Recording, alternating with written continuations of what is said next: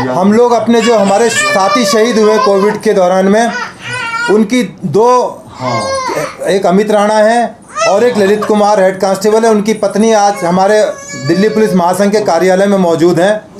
हम सरकार से जानना चाहते हैं कि वो कौन से तराजू हैं उनके पास में, क्या उनका मापदंड है जिस बिना पर वो ये बिल्ली बांट कर रहे हैं, बंदर बांट कर रहे हैं। जिस तरह से डॉक्टर अशरफ को दिया गया और लोगों को दिया गया, हमें कोई एतराज़ नहीं है। ये सरकार का पैसा है, आप जिस तरह से भी आप करो, ये आपकी अपनी प्रेरोगेटिव है। परंतु हमारा ताल्लुक़ केवल दिल्ली पुलिस के साथियों से है, जो हमारे साथी 60 के करीब हमारे साथी पहली लहर और दूसरी लहर में डेथ हो गई और हज़ारों पुलिस वाले संक्रमित हो गए, उनकी कोई शुद्ध खबर नहीं ली। ये दिल्ली सरकार का कैबिनेट से पास किया हुआ आप ही का आदेश है, जिसमें कहा गया है कि हम दिल्ली पुलिस के तमाम मुलाजमान को 1 करोड़ रुपए की सहायता देंगे। हम कोई भीख या आपसे कोई निजात नहीं मांग रहे हैं, हम आपके आदेशों के ही पालन के लिए आपको याद दिला रहे हैं और याद दिलाते रहेंगे। हम जहां तक होगा वहां तक जाएंगे, अदालत जाएंगे, आपके दरवाजे पर आएंगे और जरूरत हुआ तो आपके दरवाजे पर धरना भी देंगे, आपका घर से भी निकलना हम बंद कर देंगे।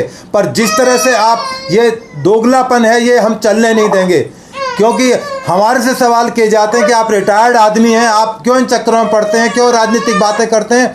अरे अभी तो हमारा टाइम है इस देश के बारे में बात करने का, देश को जगाने का। यदि हम रिटायर्ड लोग भी सही बात को ना कह पाएँ तो हमारा रहना इस हिंदुस्तान में क्या फ़ायदा है। हमें सरकार पेंशन देती है, फैसिलिटीज़ देती है, हम अपनी बात ना कह पाएँ। हमारे बहुत सारे पुलिस के साथी कहते हैं आपको इन सब चक्करों में पड़ने की क्या ज़रूरत है। यही तो ज़रूरत है, यही हमारा समय है कि हमें देश को बताना है, जगाना है कि कैसे हमारा देश आगे जा सकता है, क्योंकि और कोई ऐसा वर्ग नहीं है। हम लोग 40-40 साल, 35-35 साल नौकरी कर कर आते हैं, आर्मी के ऑफिसर्स हैं, पुलिस के ऑफिसर्स हैं, ब्यूरोक्रेट्स हैं। ये हम तमाम की जिम्मेदारी है कि इस सिस्टम को जगाएं, बार बार जगाएं, अदालत के थ्रू जगाएं, सामाजिक चेतना के थ्रू जगाएं। जिस तरह से दिल्ली के अंदर जो हालात पैदा किए गए हैं या किए जा रहे हैं या पूरे हिंदुस्तान के अंदर किए जा रहे हैं, ये तमाम चीज़ों का जवाब देना पड़ेगा। ना हम बीजेपी के सपोर्टर हैं, ना हम आम आदमी पार्टी के सपोर्टर हैं, ना हम कांग्रेस के, ना कम्युनिस्ट के। हम इस हिंदुस्तान के साथ हैं, हम हिंदुस्तान के जवान हैं, रिटायर्ड साथी हैं और हम बिल्कुल आखिरी सांस तक हम इसकी लड़ाई लड़ेंगे, हर तरह से लड़ेंगे। यदि कहीं भी हमें इस तरह की चीज़ें दिखाई देंगी तो हम बिल्कुल ठोक कर बोलेंगे। वो एक अलग विचारधारा है, परंतु आपको जागना पड़ेगा। आम आदमी सरकार जो आपकी जो कार्रवाई चल रही है, इससे हम बिल्कुल असहमत हैं, 100% असहमत हैं। और आप याद रखना, आपका टाइम अब उल्टी गिनती शुरू हो गई है, क्योंकि अब आम एक रिटायर्ड साथी हमारे जाग गए हैं। हम बताएंगे दिल्ली को कि आप दिल्ली में क्या करते रहे हो, किस तरह से आपने लूट खसोट करी है। आपकी फाइलें और चिट्ठे खोले जाएंगे, आपकी जो डायलॉग हैं दिल्ली पुलिस वाले भूले नहीं है। आप कहते थे शीला दीक्षित को हम जेल भिजवाएंगे, आप जेल तो क्या, उससे आप नज़दीक तक भी नहीं ला पाए। और जो काम उन्होंने अपने सरकार के दौरान में किया, आप सपने में भी नहीं कर सकते। मैं कांग्रेस का प्रचारक नहीं हूँ, आप बीजेपी की बहुत भारी मुखालफत करते हैं। याद रखना, बीजेपी में जो मुखिया हैं, वो जो दाढ़ी वाले हैं ना, वो जो बाबा हैं, वो आपको ज़रूर एक दिन सलाखों तक ले जाएंगे। मैं आपसे वादा कर रहा हूँ, आपकी तमाम काली चिट्ठे फाइलें खोली जाएंगी। अभी टाइम है, अभी सरकार में उन फाइलों को जला दो। हो सकता है एक भी फाइल मिल गई तो शायद आपको एक दिन जवाब देना पड़े। वो जो दाढ़ी वाला बाबा बैठा हुआ है ना, वो छोड़ने वाला नहीं है, उसमें यही सबसे बड़ी कमी है। वो बाबा को याद रखता है हर बात को। और उसके साथ जिसको आप मोटू भाई बोलते हो ना, वो बाबा तो केवल वो अदरक कूट के चाय पिला देता है। और वो जो मोटा बाबा बैठा है, जिसको आप मोटू पतलू बोलते हो, जो ही बोलते हो, वो सिलबट्टा लेकर बैठा हुआ है, वो चटनी कर देगा, चटनी। और जो इधर एक और बाबा पीले कपड़े पहन के बैठा हुआ है ना, जो आपके बराबर में उत्तर प्रदेश के अंदर, वो जो आपकी नीली शर्ट है ना, उसको उतरवा के जो हवाई चप्पल पहन के बैठे हो, वो उतरवा देगा। पैरों के अंदर खड़ाऊ लकड़ी की और खाकी कपड़े जो वर्दी बाबा की है, वो पहनवा देगा। आप याद रखना। और आपको पता है फिर कहाँ भेजेगा? आपको भेजेगा हरिद्वार। वहाँ पर आपको अनुलोम विलोम कराना बताया जाएगा, कैसे अनुलोम विलोम होता है। तो इस सिस्टम है, सरकारें हैं, आपको जागना पड़ेगा। और बता दूं, आपके राइट हैंड पे एक वो खट्टर साहब है, खट्टर नहीं, वो कट्टर साहब है। वो आपको सिखाएगा कैसे राजनीति होती है। ये जो आपको एक दिन जाना पड़ेगा और आपको ऐसा ना हो कि वो डोमिनिको और कोहा एंटीगो कहीं भागना पड़े, ऐसी नौबत ना आए। इसलिए अपने आप को बचा के रखो और जायज़ जो बात है समाज के लिए जो इंटरेस्ट की चीज़ें करो, जो आपने वायदे किए थे उनको पूरा करो और करना पड़ेगा। दिल्ली पुलिस आपको बार बार जगाएगी।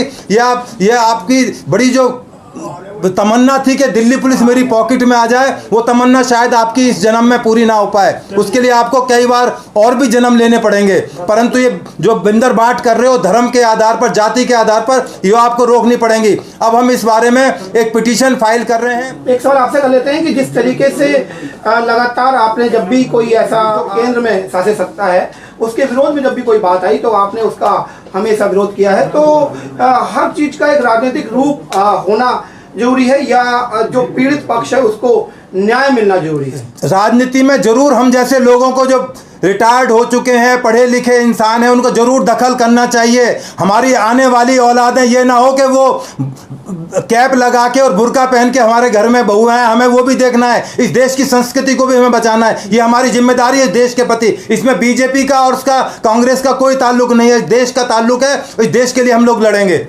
आप बात करें अमित राणा की पत्नी से। मैं अमित राणा की वाइफ हूँ पूजा, और 1 साल हो गए। मेरे 5 मई 2020 को दिल्ली पुलिस में कांस्टेबल थे मेरे पति, और उनकी 5 मई 2020 को कोरोना की वजह से डेथ हो गई थी।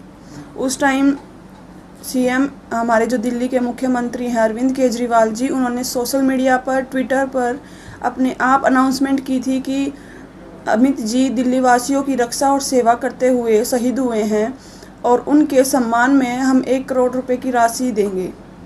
ऐसा उन्होंने खुद अनाउंसमेंट किया था, ट्विटर पर भी डाला था। आज 1 साल से कुछ टाइम ऊपर ही हो गया है, लेकिन उन्होंने अपना जो वादा किया था वो वादा नहीं निभाया। हमने कई टाइम उन्होंने बोला कि ये डॉक्यूमेंट्स इनकम्प्लीट हैं, आप ये डॉक्यूमेंट्स कंप्लीट कीजिए।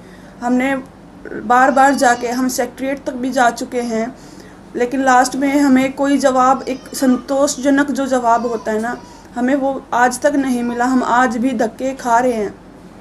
हमने अपनी तरफ से जो मैं लेटर भी लिख चुकी हूँ, 12 मार्च को मैंने सीएम को लेटर लिखा था। जितनी मेरे को नॉलेज है मैं उतना मैं कर चुकी हूँ।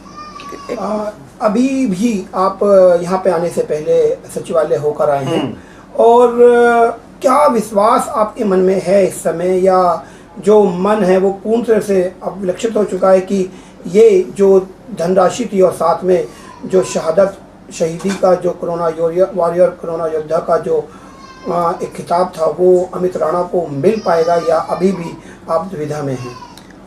सर, दुविधा में भी हूँ, और आज मैं खुद सचिवालय भी गई थी। वहाँ जाके मैंने जैसे पूछा, अभी कुछ कह रहे कि कोविड की वजह से कुछ दिक्कतें हैं, लेकिन मैंने कहा कि हमें ये बता दो कि हमारी फ़ाइल जो कह रहे हैं कि ये डॉक्यूमेंट्स इनकम्प्लीट, आपने ये डॉक्यूमेंट नहीं लगाया, 1 साल हो गया, हमारे पास ये जवाब तो आना चाहिए था कि भाई आपका ये डॉक्यूमेंट इनकम्प्लीट है, हम और आपको वो लगाना है। हम 6 महीने तो हमें डॉक्यूमेंट्स, आज हमसे ये मांगा जा रहा है, आज हमसे वो मांगा जा रहा है। ये मैं एक बात सुनना चाहूँगा कि क्या ऐसा डॉक्यूमेंट, वो कौन सा कागज़ है जो आपसे मांगा जा रहा है? कागज का उस टाइम हमें फर्स्ट टाइम ये बोला गया था कि आप SHO से वहाँ के जो हैं उनसे लिखवा के लाओ कि उनकी ड्यूटी कहाँ थी। हमने वो डॉक्यूमेंट्स लगाया।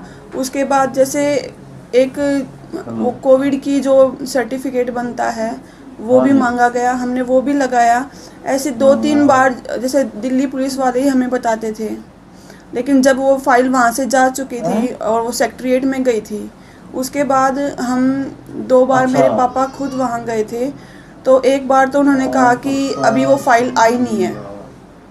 सेकंड टाइम जब मेरे पापा गए तो उन्होंने ये बोला कि वो फाइल रिजेक्ट हो गई है, ऐसा उन्होंने बोला, लेकिन हमें कोई जवाब नहीं दिया उन्होंने।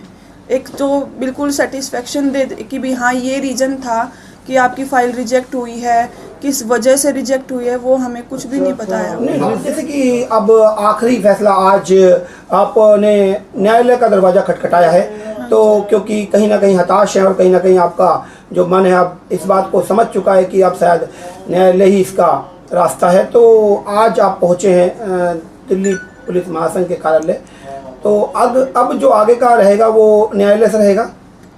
हाँ जी सर, मेरे को कहीं ना कहीं सर से उम्मीद है कि एक आशा है, एक उम्मीद है कि कहीं ना कहीं ये हमारा साथ देंगे, हमें न्यायालय से न्याय तो मिलेगा। और अब मेरे साथ हैं मनोरमा तोमर, जो कि ललित तोमर की धर्मपत्नी हैं, और जिस तरीके से पूजा राणा भी दर दर धक्के खाकर उस मुआवजे, उस सम्मान के इंतज़ार में है। मैं हेड कांस्टेबल ललित कुमार की वाइफ मनोरमा तोमर हूँ। मेरे हस्बैंड 4th बटालियन में 4th बटालियन तैनात थे। 17 जून 2020 को मेरे हस्बैंड की तबीयत ख़राब हुई और उन्होंने GTV हॉस्पिटल में अपना कोरोना टेस्ट करवाया और ड्यूटी चले गए। शाम को आए तो उनकी थोड़ी ज़्यादा तबीयत ख़राब हुई। उसके बाद 20 तारीख को उनकी 3:30 बजे करीब रिपोर्ट पॉजिटिव फ़ोन पर बताई गई। सर 21 जून 2020 को हॉस्पिटल ले जाते हुए मेरे बेटा और मेरे ससुर जी उनको पंचशील हॉस्पिटल में लेकर गए, जहां पर डॉक्टरों ने बताया कि इनकी कंडीशन ख़राब है और इनको अच्छे हॉस्पिटल में ले जाया जाए। उनको GTV हॉस्पिटल ले जाते में उनकी रास्ते में डेथ हो गई। उसके बाद सर मैं और मेरे दोनों बच्चे पॉजिटिव हो गए और हम लोगों को भी हॉस्पिटल में एडमिट होना पड़ा। सर हमारी कोई भी हमारे साथ नहीं था, ना हमारे पड़ोसी, ना हमारे कोई रिश्तेदार हमारे पास नहीं आया। सर उस टाइम केजरीवाल सर कहाँ गए थे? हम लोगों की परेशानी पूछने के लिए। मेरे ससुर मेरी सास दोनों जने बुजुर्ग हैं। ससुर जी मेरे पैरालाइज हैं, वो दोनों घर पे अकेले थे सर।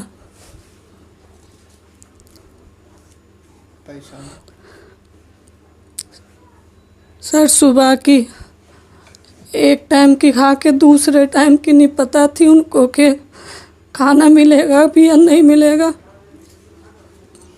सर हम परेशानियों से इतना गुजरे हैं, हमारी सुनने वाला कोई भी नहीं। सर केजरीवाल सर ने जो वादा किया था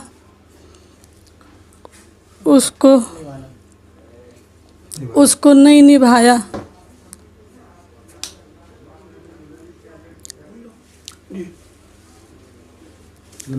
सर हमें उम्मीद है कि सर वो हमारी और हमारे जैसे और परिवारों की मदद करें।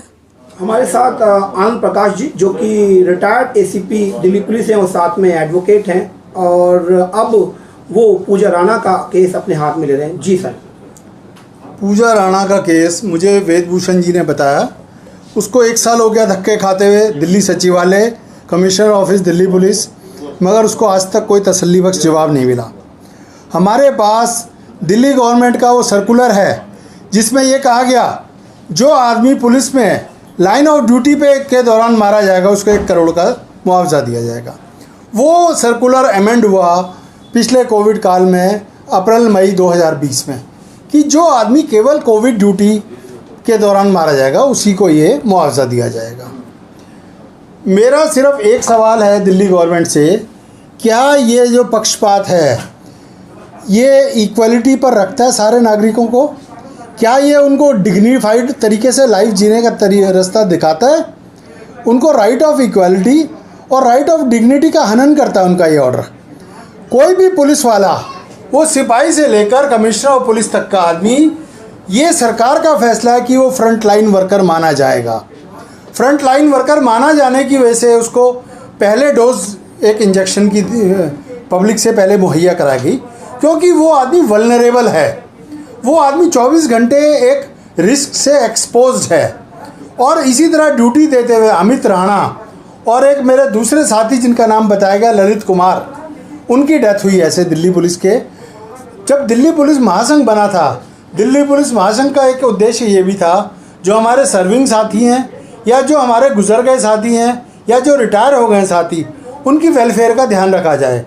अब हम इस बाबत दिल्ली हाई कोर्ट में एक रिट फाइल कर रहे हैं, ताकि दिल्ली सरकार के लिए कोर्ट एक आदेश पारित करे कि ये मुआवजा जल्द से जल्द जो पेटिशनर्स हैं उनकी फैमिली को डिसबर्स किया जाए।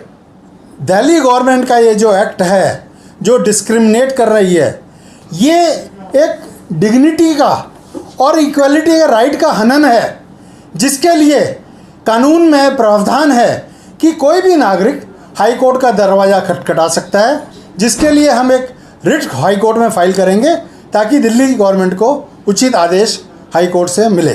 सोशल मीडिया के ज़रिए पता चला कि एक डॉक्टर अनस मुजाहिद वो जीटीबी हॉस्पिटल के गायनी वार्ड में ड्यूटी करते थे, और एक स्कूल टीचर है शिवजी मिश्रा, वो स्कूल में नौकरी करते थे।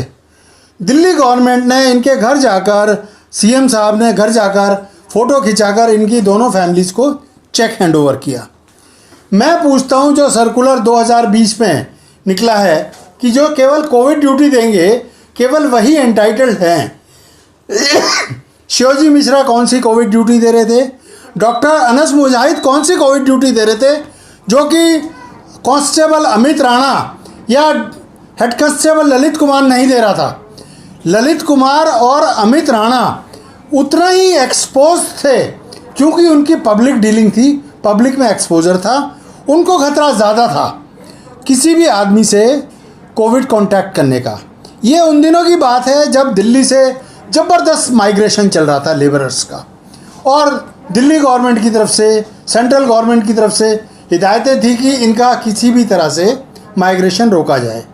दोनों हमारे जवान हर तरह से मुस्तैदी से अपनी ड्यूटी दे रहे थे, और उस ड्यूटी के दौरान ही उनको कोविड कांटेक्ट हुआ है।